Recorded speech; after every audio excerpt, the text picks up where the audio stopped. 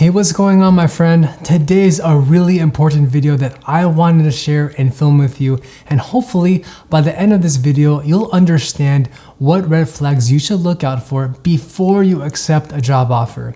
The last thing that I want is for you to regret your decision because you're now 30 days into your new job, you officially hate it, and you're wondering, why did I even do this in the first place, and you want to quit. So when I was first getting my foot in the door and just trying to get a job because the market was so competitive, I interviewed at dozens and dozens of companies, and I remember seeing so many red flags, but I was really excited because I was finally getting job offers. You know that feeling where this is just way too good to be true, but I'll just keep going because I really need an income. So if you see any of the red flags that I'm going to be sharing with you today, it doesn't mean that you shouldn't apply for these jobs, but it's something that you should be on the lookout for and be really careful about. The first red flag is if it's clearly stated that the position is still pending the funding that they need. The employer is already being upfront with you in the posting itself, and they're letting you know that the job may or may not go through unless they have the funds. And true story here, this actually happened to me. I had applied previously for a position as an engineer, and I submitted my resume through the company website. I went through several rounds of interviews, and I found out that I was the top candidate for this position. The hiring manager even wanted to give me a final offer, but they had to wait another month or so just to confirm. And unfortunately, after about a month of waiting, I found out that they didn't have the funding for my position.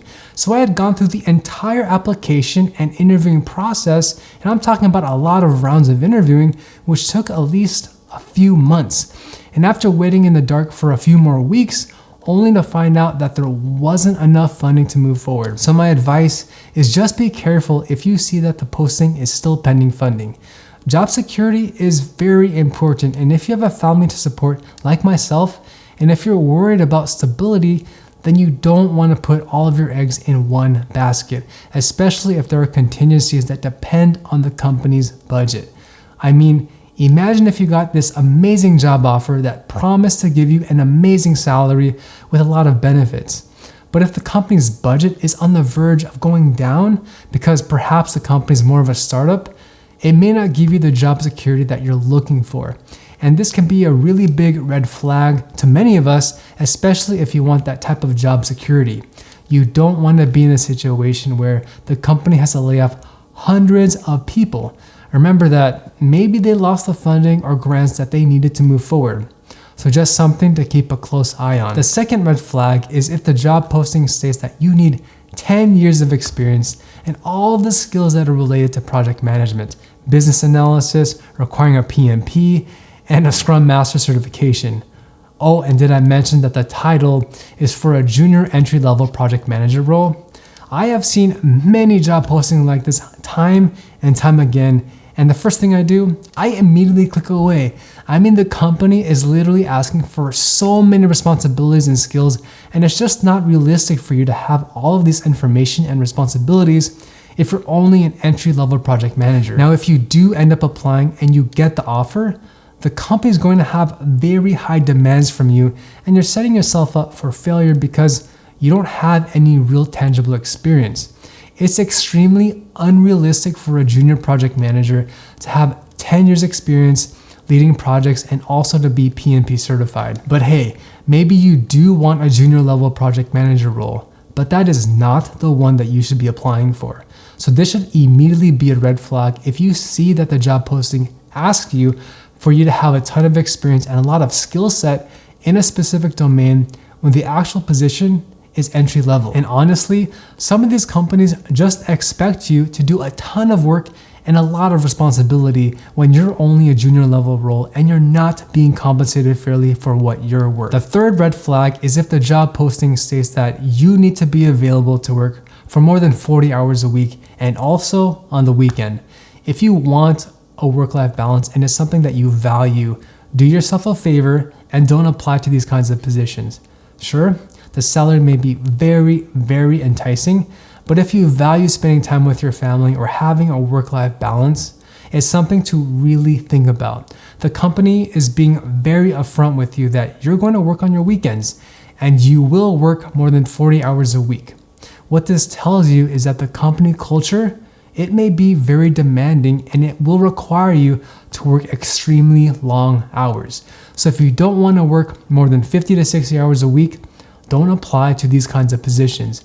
It can be very demanding and very stressful on your bodies and our mental health. Now, of course, there will be a few people who love working more than 50 hours a week and dedicating their time on their weekends to their job, going above and beyond their normal schedule, and that's perfectly fine. But for most people, we like to have a work-life balance so we can re-energize and spend that time with our family and our loved ones. By the way, don't forget to smash that like button if you're getting a lot of value out of this video. Alright, so the fourth red flag is just something to keep a close eye on. Be on the lookout for jobs that say the company is looking for someone who's extremely ambitious and willing to put in that extra hand and go that extra mile. I've seen this many times on job postings, and what I can tell you personally is that you have to be careful here. So here's my advice to you. Be very careful here. And honestly, you might think of this as something that's optimistic or a positive thing about the company, but there's a very thin line right here between doing your actual responsibilities and then doing significantly much more responsibilities above that, because that is the expectation of the company. The company may genuinely want ambitious and hardworking people who are rock stars and they always go that extra mile. There's absolutely nothing wrong with that, but where you have to be careful is if they want you to take on too many responsibilities that are not representative of your job title, or if you're expected to do the work of two people. So if you're doing the responsibilities of a senior program manager and your title is a junior level project manager, you're doing way too many extra responsibilities and you're not being compensated fairly for your work. Now, I would still apply to these jobs, but during the interviews, I would ask questions to better understand what are the expectations for this role, what kind of projects would I be overseeing, and what would the workload look like. If it's not your cup of tea, then don't drink it and definitely don't accept the offer. The next red flag I have is something that I've seen so many times previously when I was applying to jobs in project management. If all you see in the job posting is a vague description of the job itself or a long laundry list of bullets, 13 to 15 points of all of these requirements and skills that you need to know, I'd be a little bit careful here. If the job posting is really vague and it doesn't exactly define what you're supposed to be doing, this might be a sign that the company is not exactly sure what they're looking for in a project manager and how you would fit within the team. It might even be a sign that the company lacks some kind of a structure and they're expecting you to create processes and a governance completely from the ground up and to build a team from scratch. Maybe they want a project manager who will transform and reinvigorate their culture, and if that's the case, you have to think and ask yourself, are you up for that challenge? Because those kinds of responsibilities may not be representative of your actual job title that you're applying to. So if the description says that you'll be setting up a PMO, creating processes, and establishing a team, that sounds more like a manager or a senior manager type role and not an entry-level or mid-level PM position. And honestly, while it may sound really glamorous that you get to wear all of these different hats and have significantly higher responsibilities than your actual job title, it may end up in failure and you're going to end up being burned out, and you may end up quitting your job 6 months later because the expectations were not realistic. Now, these are all the top red flags that I've seen when I was applying to jobs myself.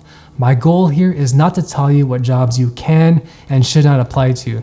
You guys are really, really smart, and I know that you can make your own decisions. My goal here is to share with you some of my lessons learned so you can avoid these mistakes when you're applying for your next job opportunity. If you do end up seeing one of these situations, be curious. Ask questions during your interview so you can figure out if it's truly a position that you want before you accept the offer itself. I want you to have a successful career so you can finally get the income that you deserve. Thank you guys so much for watching and supporting my channel. Be sure to smash that like button if you enjoyed it and watch this video next to see what it's like in my day-to-day as a project manager.